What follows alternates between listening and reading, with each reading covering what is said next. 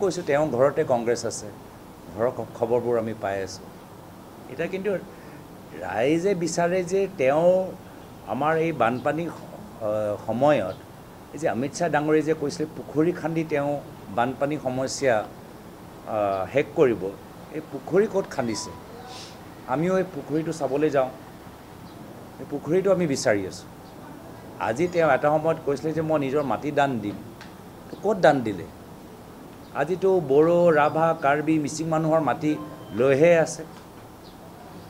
আমিতো এইখিনি কথা আমি জানিবলৈ বিচাৰোঁ, ৰাজহুৱা কথাবোৰ জানিব। তেওঁৰ পৰা ৰাইজে ৰাজহুৱা কথাবোৰ জানিবলৈ বিচাৰে। কংগ্ৰেছত গৌৰৱ গগৈ গাড়ীত কোন বহিছে, কোন নাই বহা, এইখিনি কথা অসমৰ জনসাধাৰণ তেওঁৰ পৰা জানিবলৈ নিবিচাৰে। তেওঁৰ পৰা জানিবলৈ বিচাৰে যে আজি আমাৰ নিবনুৱা সমস্যা, আজি শিলচৰত গোটেই বাৰাক ভেলীৰ আজি গোটেই ইনফ্ৰাষ্ট্ৰাকচাৰটো ধ্বংস হৈ গৈছে। যিহেতু আজি তাত ইমান গাড়ীবোৰ অভাৰলোড হৈ, চিণ্ডিকেটৰ গাড়ীবোৰ ইমান অভাৰলোড হৈ আহে, গোটেই গেমন ব্ৰিজেই হওক বা আমাৰ দলংটোৱে হওক, চব ভাঙি গৈছে। ৰাইজে তেওঁলোকৰ পৰা জানিবলৈ বিচাৰে যে শিৱসাগৰত যে ONGCয়ে এটা স্থানীয় যে এটা কোম্পানীক যে কণ্ট্ৰেক্ট দিলে নতুন প্ৰডাকশ্যন জ'ন এক্সপ্ল'ৰ কৰিবলৈ, সেই স্থানীয় কোম্পানী কণ্ট্ৰেক্টৰ কোনোবা বিজেপি সদস্যৰ লগত ভাল সম্পৰ্ক আছে নেকি? নহয়।